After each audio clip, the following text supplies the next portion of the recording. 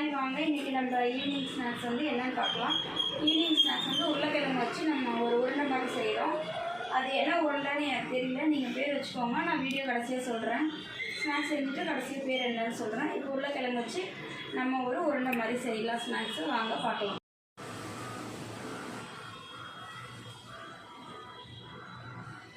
இப்போ உருளைக்கிழங்கு நம்ம தோல் சீவிக்கலாங்க.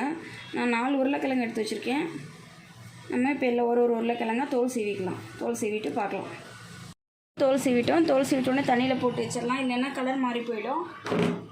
உடனே தோல் சீவினோடனே தண்ணியில் போட்டு வச்சிடலாம், இல்லைன்னா கலர் சேஞ்ச் ஆகி போயிடும். இப்போ நம்ம இன்னும் 3 உருளைக்கிழங்கையும் தோல் சீவிட்டு பார்க்கலாம். இப்போ உருளைக்கிழங்கு எல்லாமே நம்ம தோல் சீவி தண்ணியில் போட்டு வச்சிட்டோங்க, இல்லைன்னா கருத்து போயிடும். தோல் சீவி தண்ணியில் போட்டு வச்சு இப்போ நம்ம உருளைக்கிழங்கு எடுத்து சாப்பர் வச்சு சீவிக்கலாம். பெரிய பல் இருக்குது, சின்ன பல் இருக்குது. நான் சின்ன பல்ல சாப்பர் பண்ணுறேன். இப்போ நம்ம சாப் பண்ணிவிட்டு பார்க்கலாம்.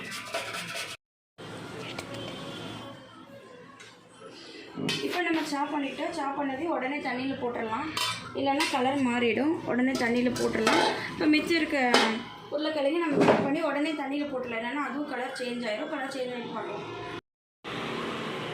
இப்போ நம்ம எல்லா உருளைக்கிழங்கும் சாப் பண்ணி எடுத்துக்கிட்டோம். பாருங்கள், சாப் பண்ண உடனே தண்ணியில் போட்டேன். எவ்வளோ நுரை இருக்குது பாருங்கள். கலர் மாறிடும்னா தண்ணியில் போட்டோம். நுரை எவ்வளோ இருக்கோ அது இன்னொரு டைம் நம்ம வாஷ் பண்ணிக்கலாம் தண்ணியில். இப்போ நம்ம என்ன பண்ணலாம், ஃபஸ்ட்டு சாப் பண்ணி ஒரு தண்ணியில் போட்டோம், அதை இன்னொரு தண்ணியில் உடனே மாற்றிக்கலாம். 2 டைம் கழுவணும். பாருங்கள், என்ன உருளைக்கிழங்கையும் இன்னொரு தண்ணியில் சீவினதெல்லாம் போட்டுக்கிட்டோம். இந்த தண்ணி பாருங்கள், நுரை வரல, அழுக்கு போயிடுச்சு.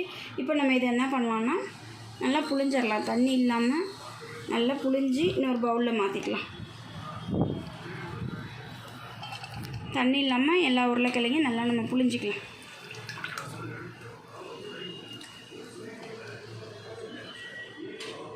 எல்லா உருளைக்கிழங்கையும் புழிஞ்சிட்டு பார்க்கலாம்.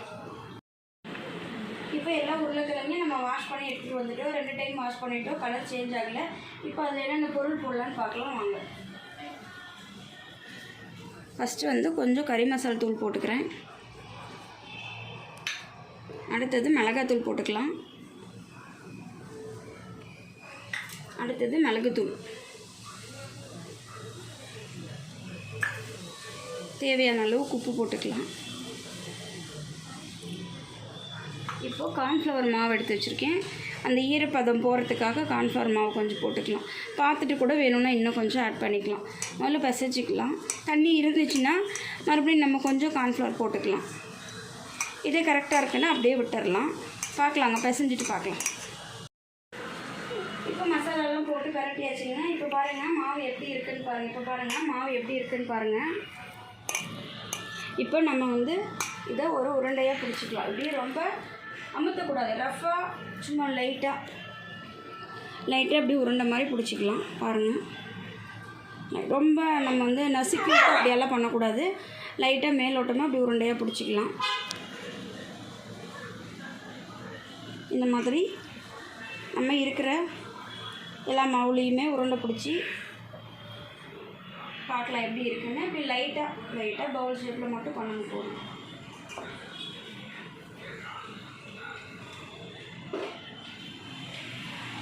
இப்போ நம்ம இருக்கிற எல்லா மாவையும் உருண்டை பிடிச்சிட்டு பார்க்கலாம் எப்படி இருக்குன்ட்டு. பாருங்கள், எல்லா உருண்டையும் நம்ம உருட்டி எடுத்துகிட்டு வந்துட்டோம்.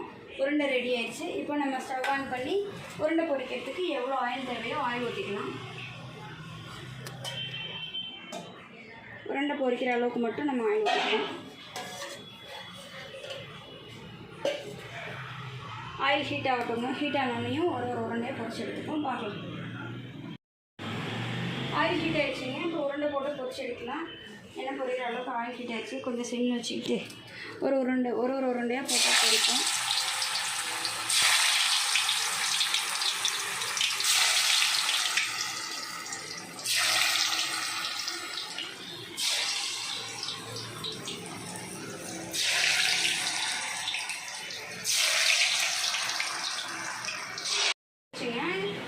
அப்படியே நம்ம இன்னொரு பக்கம் திருப்பி விட்டுக்கலாம்.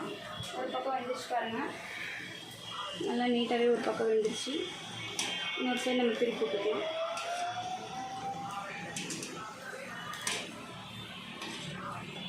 பாருங்கள் எவ்வளோ சூப்பராக வந்துருக்கு உருண்டை. வாங்க நம்ம போட்டு உருண்டெல்லாம் ரெடி ஆயிடுச்சு. 2 பக்கமும் டபுள் சைடு வந்துருச்சு. வாங்க எடுத்துடலாம்.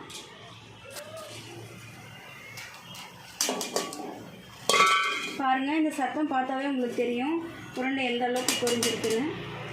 நல்லா கிறிஸ்பியாக இருக்குது. வாங்க அடுத்ததெல்லாம் நம்ம போட்டுடலாம்.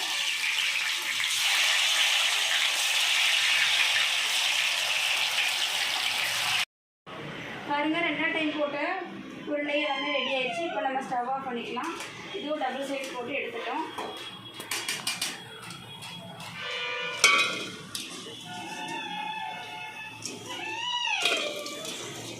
பாருங்கள், சத்தம் எப்படி வருது பாருங்கள்.